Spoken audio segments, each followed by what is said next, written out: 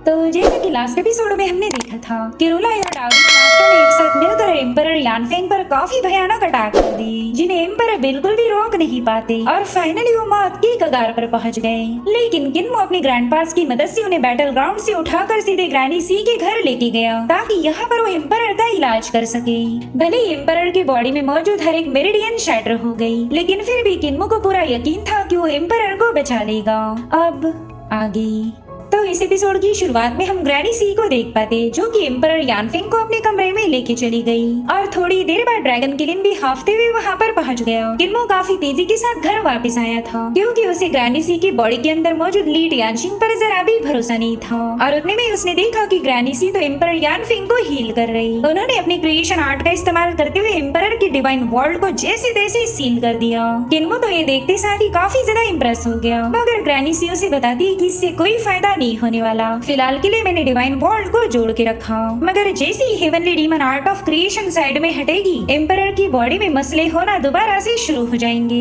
इनकी बॉडी अंदर से पूरी तरह से ब्रेक हो गई, जिसके चलते इनकी सोल अब इस बॉडी से बाहर जाना चाहती और अब इनकी बॉडी फ्रेजाइल होने की वजह से सोल को उसकी जगह पर होल्ड ही नहीं कर पा रही। अगर मेरी सारी क्रिएशन स्ट्रिंग्स को हटा दिया जाए तो एम्परर एक ही सेकंड में मारा जाएगा, जिस पर किन्मो कह रहा था कि हम इन्हें मरने नहीं दे सकते। जब तक एम्परर की बॉडी में एक आखिरी सांस बाकी है तब तक मुझे इन्हें बचाने की कोशिश करनी होगी और मुझे पूरा यकीन है कि मैं इन्हें मौत की कगार से भी वापस लेके आ सकता हूँ। और उतने में ही किन्मो ने देखा कि एम्परर यानफेंग की बॉडी अचानक से ही शटर होने लगी। वो समझ चुका था कि बॉडी अब शट डाउन होने की कगार पर है, तो किन्मो ने तुरंत ही ग्रैनी सी को हर्ब्स को प्रिपेयर करने के लिए बता दिया। साथ ही साथ वो एम्परर पर अपनी कई सारी नीडल्स को प्लेस कर रहा था। किन्मो कह रहा था कि अब हर्ब्स को रिफाइन करने के लिए हमारे पास जरा भी वक्त नहीं है, इसलिए हमें अनरिफाइंड हर्ब्स को ही यूज करना पड़ेगा। सो गाइस, हर्ब्स को रिफाइन इसलिए किया जाता है ताकि उनके अंदर मौजूद इम्प्योरिटीज को हटाया जा सके, जिससे हर्ब्स की पोटेंशियल बूस्ट हो सकती। मगर अब किन्मो के पास ज्यादा वक्त नहीं था। अगर वो रिफाइनिंग करता रहा तो तब तक एम्परर की मौत हो जाएगी, इसलिए किन्मो ने डिसाइड किया कि वो मेडिसिनल हर्ब्स को एक्यूपंक्चर का यूज करके बॉडी के अंदर ही रिफाइन करेगा। तो ग्रैनी सी फटाफट से वो सारे हर्ब्स किन्मो के हवाले कर देती है, जिसे उसने एक साथ मिलाते हुए निडल्स में पियर्स कर दिया। ये सारे हर्ब अलग अलग निडल्स के साथ मर्ज हो चुके थे और फिर एक ही सेकंड के अंदर हर्ब्स ने अपना असर दिखाना शुरू कर दिया। ये प्रोसेस काफी देर तक चलता रहा और ऐसे में शाम होने वाली थी। ग्रैनी सी को तो टेंशन आने लगा क्योंकि सूरज के ढलते साथ ही ली टियानशिंग उनकी बॉडी पर कब्जा कर लेगा।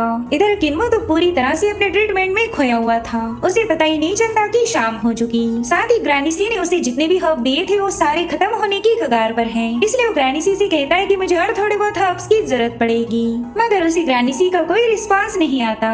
साथ ही कमरे में जो कैंडल लगाई गई थी वो भी अपने आप बुझ जाती है। अचानक से काफी तेज हवाएं चलने लगी। किन्मो समझ गया था कि अब ली टियानशिंग ग्रैनी सी की बॉडी को पजेस कर चुका और तो पहले एम्परर यानफेंग को बचाने की टेंशन में है और ऊपर से ली टियानशिंग एक और मुसीबत बन के वहाँ पर पहुँच गया। वो किन्मो से कहता है, बच्चे क्या तुम मुझे देखना चाहते हो? इधर किन्मो दिल ही दिल में सोच रहा था कि मेरे सारे ग्रैंडपास ली टियानशिंग से दूर रहते हैं। जब भी ली टियानशिंग उन्हें पजेस करेगा तब वो लोग उससे नजरें भी नहीं मिलाते और आज तो मैं यहाँ पर अकेला हूँ। उतने में ही ली टियानशिंग अपनी मदहोश आवाज में किन्मो से पूछने लगा कि बताओ ना एम्परर यानफेंग अब कैसे हैं? क्या वो थोड़ी देर में मारे जाएंगे? जिस पर किन्मो कह रहा था कि हमारे हेवनली डीमन सेक्ट का एम्परर यानफेंग के साथ काफी अच्छा कनेक्शन है और आप भी तो हेवनली डीमन सेक्ट के ही लीडर थे, तो अपने फैक्शन की खातिर आपका ये फर्ज बनता है कि आप मेरी हेल्प करो। जो सुनते साथ ही ली टियानशिंग काफी ज्यादा भड़क गया। वो कह रहा था कि मैं तो ऑलरेडी मर चुका हूँ, अब मेरा हेवनली डीमन सेक्ट के साथ कोई कनेक्शन नहीं। एम्परर को बचाना तो तुम्हारा मसला है, भला मैं उसमें इंटरफेयर क्यों करूँगा? मैं तो चाहता हूँ कि तुम एम्परर यानफेंग को मेरे हवाले कर दो। मैं अब उसे कठपुतली जैसा नचाकर उसकी इम्प्रेस बनूंगा, फिर तो मैं पूरी यांगकोंग पर रूल कर सकता हूँ और धीरे धीरे करके हर एक कॉन्टिनेंट मेरे अंडर आ जाएगा। वहीं पर किन्मो सोच रहा था कि मैं इस ट्रीटमेंट को रोक नहीं सकता, अगर ट्रीटमेंट डिस्टर्ब हुई तो सब कुछ तबाह हो जाएगा। अब किन्मो के पास बस एक ही ऑप्शन था, उसे कुछ भी करके ली टियानशिंग को होल्ड करना है और इसके लिए किन्मो को उसकी वीकनेस को जानना काफी ज्यादा इम्पोर्टेंट था। एक तो उसकी कमजोरी का पता लगाओ या फिर वो जिस चीज में दिलचस्प होगा वो दिखाकर किन्मो को उसे स्टॉल करना पड़ेगा। और उतने में टियानशिंग अपनी ईवल ऑरा रिलीज करते हुए वहाँ पर पहुँच गया उस ऑरा ने पूरे कमरे को घेर लिया था, जिसके चलते किन्मो को भी काफी ज्यादा तकलीफ होने लगी। वहीं पर ली टियानशिंग के चेहरे पर एक ईवल स्माइल थी। वो तो अच्छे से जानता था कि किन्मो को हराना कितना ज्यादा सिंपल है। वहीं पर किन्मो तो जैसे तैसे अपनी नीडल को पियर्स करने की कोशिश कर रहा था। उसने for the first time divine bridge realm के किसी ग्रैंड मास्टर के प्रेशर को फेस किया था और इसी वजह से किन्मो के मुंह से खून आने लगा।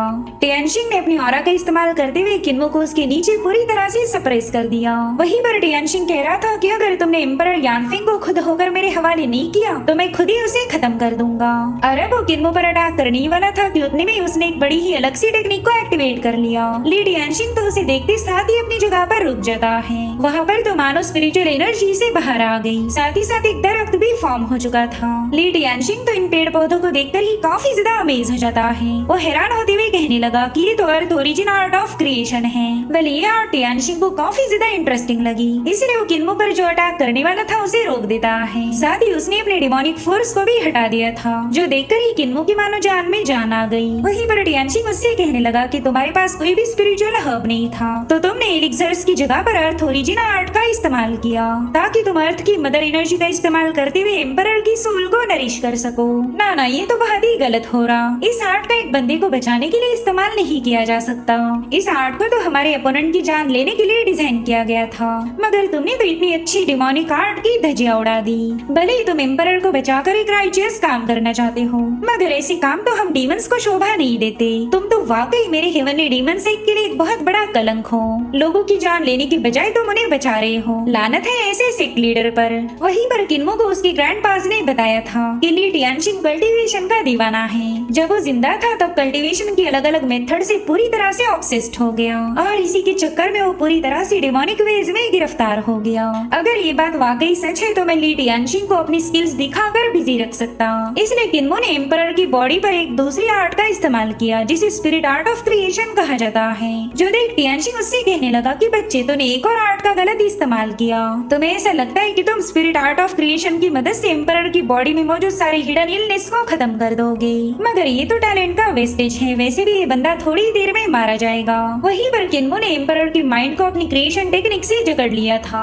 जो देख टियानशिंग थोड़ा सा क्यूरियस होकर उससे पूछने लगा कि क्या ghost spirit art of creation का ऐसे भी यूज किया जा सकता है। और फिर वो काफी केयरफुल होकर एम्परर की सोल को ऑब्जर्व करने लगा। उसने देखा कि किलिंग डिमोनिक टेक्निक एक्चुअली एक सोल को स्टेबलाइज भी कर सकती है। यहाँ पर एम्परर की सोल के न जाने कितने ही सारे टुकड़े हो चुके थे, मगर किन्मो ने ghost spirit art of creation का यूज करके उन सारे टुकड़ों को जोड़ दिया। और ये सब देखकर ली टियानशिंग इम्प्रेस होकर काफी ज्यादा खुश हो गया। वो कह रहा था वाओ ये तो मुझे इंटरेस्टिंग लगा। मेरी cultivation great nurturing heavenly demon scripture से बिलोंग करती है, जो कि एक आउटसाइडर ने हमें दिया था। इसका यूज मैंने किया था जो दूसरे के पास है उसे छीनने के लिए, मगर ये बच्चा तो उसे पूरी तरह से डिफरेंट वे में यूज कर रहा है और इस तरीके के चलते एम्परर यानफिंग की बॉडी थोड़ी देर में स्टेबल हो जाएगी। साथ ही ली टियानशिंग दिल ही दिल में कहने लगा कि किन्मो के पास इन्हें टैलेंट है और यही टैलेंट हर एक आर्ट को काफी अच्छे से बूस्ट कर सकता। सो इस तरह से ली टियानशिंग पूरी रात भर किन्मो की इस प्रोसेस को ऑब्जर्व करने लगा। वो देखना चाहता है कि किन्मो क्रिएशन आर्ट का कौन से अलग अलग वेज में इस्तेमाल करेगा। और इसी में पूरी रात गुजर गई। अब एक नई सुबह हो चुकी थी। जो देख ली टियानशिंग समझ गया था कि थोड़ी देर में ग्रैनी सी इस बॉडी पर कब्जा कर लेगी। और फाइनली ली टियानशिंग को किन्मो का सारा प्लान समझ आ गया। ओके तो सेक्ट मास्टर किन्मो, तुमने जानबूझकर पूरी रात अलग अलग टेक्निक का इस्तेमाल किया। तुम अपने टैलेंट का शो ऑफ कर रहे थे ताकि मुझे डिस्ट्रैक्ट कर सको, और तुम्हारा ये पैंतरा वाकई काम कर गया। देखो तो पूरी रात गुजर गई और मुझे पता ही नहीं चला। खैर एम्परर यानफिंग इतनी जल्दी तो ठीक नहीं होने वाला, और ना ही ऐसी हालत में तुम उसे कहीं और ले जा सकते हो। इसलिए आज रात में दोबारा से वापस आऊंगा और तुम यूँ समझ लो कि एम्परर यानफिंग के साथ साथ मैं तुम्हारा काम भी तमाम कर दूंगा। इतना कहते साथ ही डीमन ली टियानशिंग गायब होकर ग्रैनी सी ने दोबारा से अपनी बॉडी पर कंट्रोल कर लिया। वो किन्मो से पैनिक होते हुए पूछ रही थी कि क्या उस डीमन ने तुम्हें हर्ट किया, जिस पर किन्मो बताता है कि हाँ वो मुझे मारने की कोशिश कर रहा था, लेकिन फिर मैंने उसे आर्ट ऑफ क्रिएशन दिखाकर पूरी रात उलझा के रखा। आर्ट ऑफ क्रिएशन का कौन सी वेज में इस्तेमाल किया जाता है देखकर वो बंदा थोड़ा सा हैरान था। और इसी में पूरी रात गुजर गई। खैर रात भी खत्म हो गई और एम्परर की लाइफ फोर्स भी थोड़ी बहुत रिकवर हो गई। एम्परर जैसे तैसे ब्रीदिंग को मैनेज कर रहे थे तो किन्मो उन्हें बताने लगा, अब मैं आपकी बॉडी से heavenly demon art of creation को हटाने जा रहा हूँ। मैं देखना चाहता हूँ कि क्या अब आपकी बॉडी आपकी सोल को जगह पर होल्ड कर सकती है। और इतना कहते साथ ही किन्मो ने अपनी आर्ट क्रिएशन की निडल को हटा दिया। साथ ही किन्मो ने अर्थ मदर की एनर्जी को भी वहाँ से रिमूव कर दिया था। वो देखना चाहता है कि एम्परर यानफेंग कितनी हद तक रिकवर हो गए। अब थोड़ी देर के लिए एम्परर शांत थे, मगर फिर अचानक से वहाँ का सारा नजारा बदल गया। किन्मो को वहाँ पर नेदरवर्ल्ड के राजा की लैंटर्न नजर आ रही थी। दरअसल ये लैंटर्न नेदरवर्ल्ड के राजा का एक अमेजिंग ट्रेजर है, जिसके अंदर वो हर एक मरने वाले बंदे की सोल को कलेक्ट करते थे। अगर ये लैंटर्न यहाँ पर अपीयर हुई है तो इसका बस एक ही मतलब होगा कि नेदरवर्ल्ड के राजा एम्परर की सोल को अपने साथ ले जाना चाहते हैं। साथ ही किन्मो ने देखा कि एम्परर की सोल उनकी बॉडी से बाहर आने की कोशिश कर रही, जिसे देखकर ही किन्मो काफी ज्यादा पैनिक हो जाता है। दरअसल पहला एम्परर के पास 3 सोल और 7 स्पिरिट्स थे, मगर अब उसमें से 2 सोल और 7 स्पिरिट ऑलरेडी जा चुके हैं। उनकी बॉडी में अब एक ही सोल बाकी थी। अगर ये भी चली गई तो एम्परर की मौत हो जाएगी। तो किन्मो ने फटाफट से सोल कॉलिंग टेक्निक को एक्टिवेट कर लिया। उसके ऐसा करते साथ ही कई सारे स्पेल जनरेट होकर एम्परर यानफेंग की सोल को जकड़ लेते हैं और उन्होंने दोबारा से उस सोल को बॉडी में प्लेस कर दिया।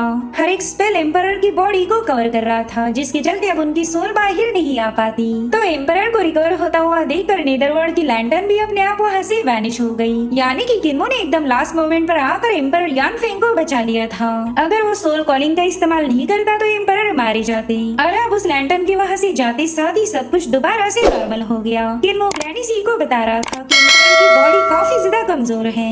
ये बॉडी इतनी फ्रेजाइल हो गई कि अपनी सोल को होल्ड नहीं कर सकती। इन्हें पूरी तरह से रिकवर होने में लगभग 2-4 दिनों का वक्त लग सकता है और ऐसी हालत में मैं उन्हें किसी दूसरी जगह पर भी नहीं ले जा सकता। साथ ही सबसे बड़ी मुसीबत थी ली टियानशिन। वो बंदा आज रात भी वापस आएगा। तो किन्मो इसी बारे में सोच रहा था कि आज रात उसने ऐसा क्या करना चाहिए जिससे वो एक बार फिर से टियानशिन को उल्लू बना सके। उसे किसी न किसी टेक्निक का इस्तेमाल करना पड़ेगा जो कि काफी ज्यादा इंटरेस्टिंग हो। अब रात होते साथ ही डेमोनिक ऑरा पूरी जगह पर फैलने लगी। उस ऑरा की चपेट में जो भी परिंदा आया वो अपने आप मारा जा रहा था। इधर किन्मो अपने हर्ब्स को प्रिपेयर करने में बिजी था कि तभी उसके सामने मौजूद कैंडल बुझ गई। साथ ही उसे ग्रानी सी की आवाज आने लगी। वो कहती लीडर किन्मो, देखो तो मैं तुमसे मिलने के लिए दोबारा से वापस आ गई। वहीं पर एम्परर ने भी उस आवाज को सुन लिया था। वो कहते कि पता नहीं ये कौन सी डीमन है जो कि इतने सिलेक्टिव वे में बात कर रही। मैं इतना घायल हूँ मगर फिर भी इसकी आवाज को रेजिस्ट नहीं कर पा रहा। अब किन्मो तो नहीं चाहता था कि एम्परर यानफेंग भी टियानशिन के आशिक बन जाए, तो उसने फटाफट से उन्हें बेहोश कर दिया।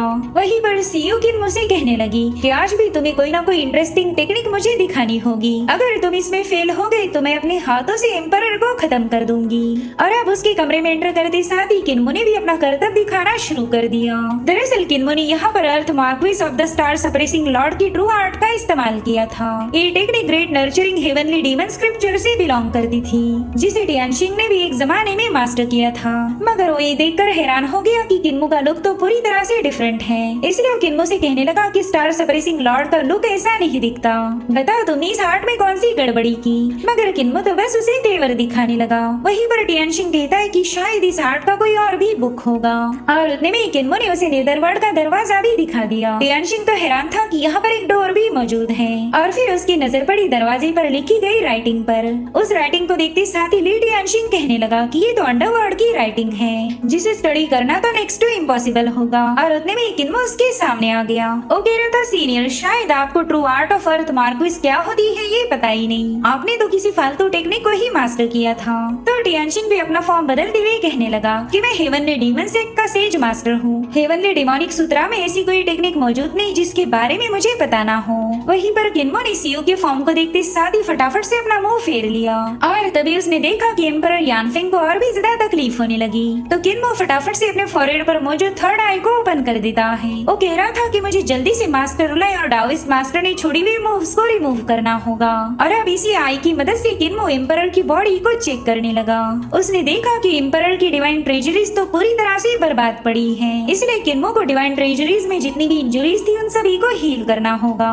उतने में ही टियानशिन काफी ज्यादा कंफ्यूज होकर किन्मो से पूछने लगा कि बच्चे तुम्हारे पास ये तीसरी आग कहाँ से आ गई। वैसे तो हम दोनों ने एक ही टेक्निक को प्रैक्टिस किया है, लेकिन तुम्हारी कल्टीवेशन मुझसे काफी ज्यादा अलग नजर आ रही। कहीं इसमें हमारा टैलेंट इन्वॉल्व नहीं है। मैं यहाँ पर किन्मो को मजा आ रहा था क्योंकि ली टियानशिन पूरी तरह से उसकी टेक्निक में खो चुका है।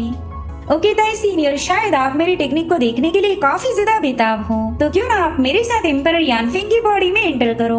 हम दोनों मिलकर अपनी अपनी टेक्निक का इस्तेमाल करते हुए एम्परर को बचा सकते हैं। जिस पर ली टियानशिंग कहने लगा कि भला मैं तुम्हारी मदद क्यों करूं, और मैं तो ये भी नहीं जानता कि इस बंदे की बॉडी में एंटर कैसे किया जाए। जिस पर किन्मो कह रहा था कि अगर आप मेरे साथ आए तो आपका ही फायदा होगा, आप मेरी पावर्स को अच्छे से ऑब्जर्व कर सकते हो। और रही बात बॉडी में एंटर करने की, तो इसके लिए आपको हेवन मस्टर्ड सीड आर्ट को इस्तेमाल करना होगा, जो कि आपकी बॉडी को काफी ज्यादा छोटा बना देगी। जिसके बाद आप फैंटम शैडो डीमन आर्ट का यूज करके अपने फिजिकल फॉर्म को कंसील कर सकते हो। इस तरह से आपको सीधे एम्परर यानफेंग की डिवाइन ट्रेजरीज का एक्सेस मिल जाएगा। अब ये मत बोलना कि आपको खुद को श्रिंक करना नहीं आता। इतना कहते साथ ही किन्मो ने सीधे एम्परर यानफेंग की माइंड स्पेस में एंटर किया। साथ ही वो टियानशिंग से कह रहा था कि अगर आप टैलेंटेड हो तो एम्परर की बॉडी में एंटर कर पाओगे।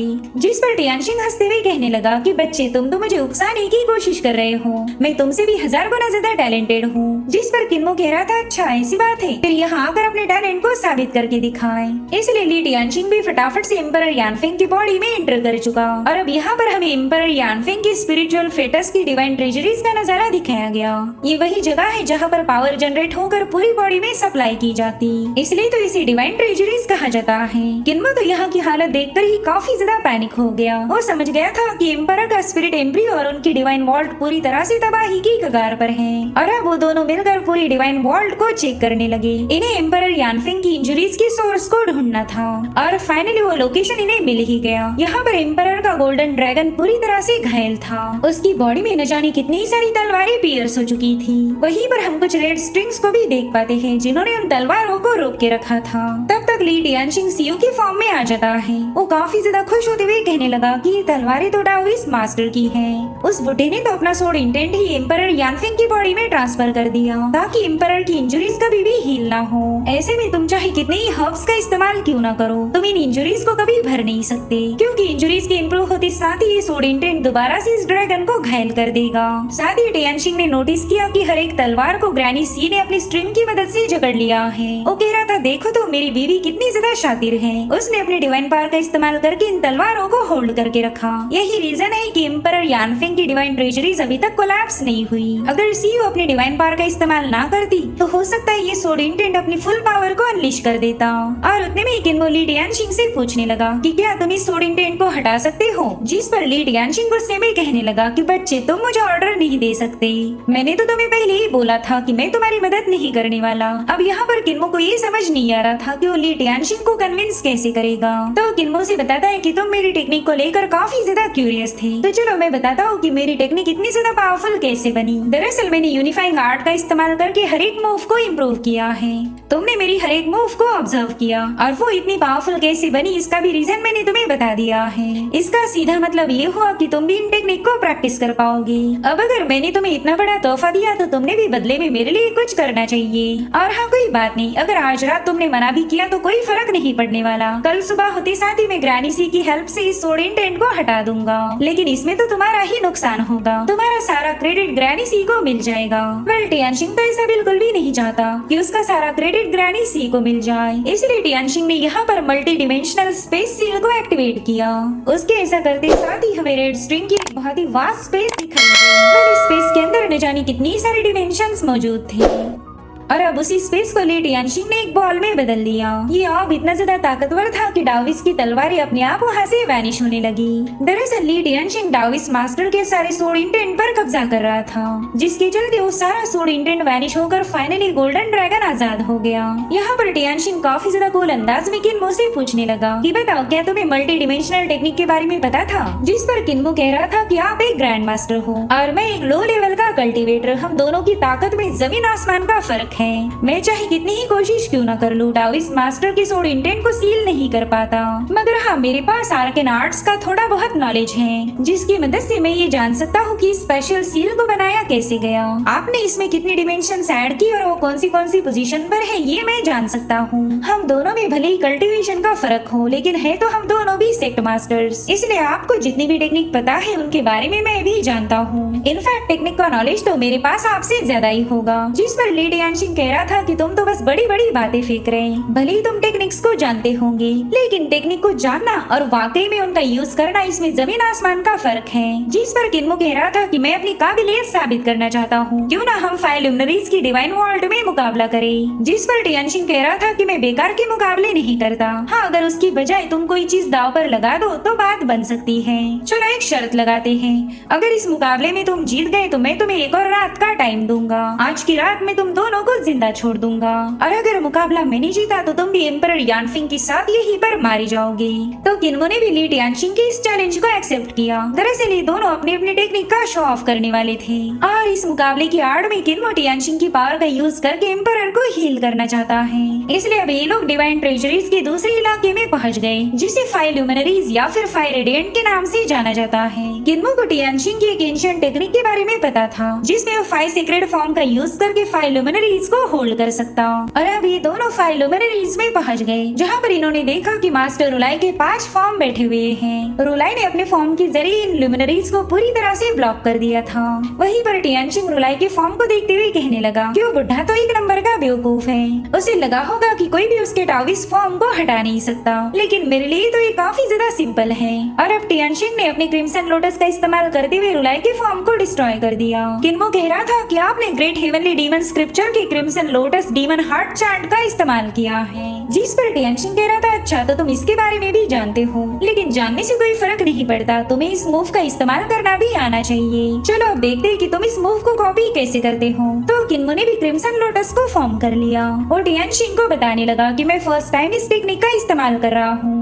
मुझे अच्छे से पता है कि मैं इसमें बिल्कुल भी कच्चा हूँ, मगर मेरा क्रिम्सन लोटस इतना पावरफुल है कि रुलाई के फॉर्म को हटा सके। वेल उस क्रिम्सन लोटस को देखते साथ ही ली टियानशिंग दिल ही दिल में सोचने लगा कि किन्मो की कल्टीवेशन लो होने की वजह से इसकी कार्मिक फायर भी इतनी स्ट्रॉन्ग नहीं हो सकती, मगर फिर भी ऐसा लग रहा कि इसकी ऑरा मेरे मुकाबले कई गुना ज्यादा प्योर है। हो सकता है कि इस बंदे के पास काफी अलग टैलेंट है और इसी वजह से वो हर एक टेक्निक को बड़ी ही इजीली मास्टर कर सकता। अगर मैं भी किन्मो की मेथड्स को सीख जाऊँ तो अपनी कल्टीवेशन को इम्प्रूव कर सकता हूँ। इसलिए टियानशिंग कहता है कि किन्मो ये वाला राउंड ड्रॉ रहा, तुम्हारे पास भी मेरे जैसा ही क्रिम्सन लोटस था। जिसके बाद ये लोग मास्टर रुलाई के सारे फॉर्म को डिस्ट्रॉय करते हुए एक और लोकेशन पर पहुंच गए। यहाँ पर उन्हें रुलाई और डाविस मास्टर के फॉर्म नजर आए। उन दोनों की एनर्जी अभी भी एम्परर को अंदर से घायल कर रही थी। ये सब देखकर टियानशिंग बताता है कि ये जगह तो रिपेयर होने के लायक भी नहीं। अगर तुमने जैसे तैसे एम्परर यानफिंग को बचा भी लिया तो भी वो बंदा काफी ज्यादा कमजोर हो जाएगा। वो बंदा तो अंदर से पूरी तरह से खोखला हो जाएगा, तो फिर तुम उसे बचाने के लिए इतनी मेहनत क्यों कर रहे हो।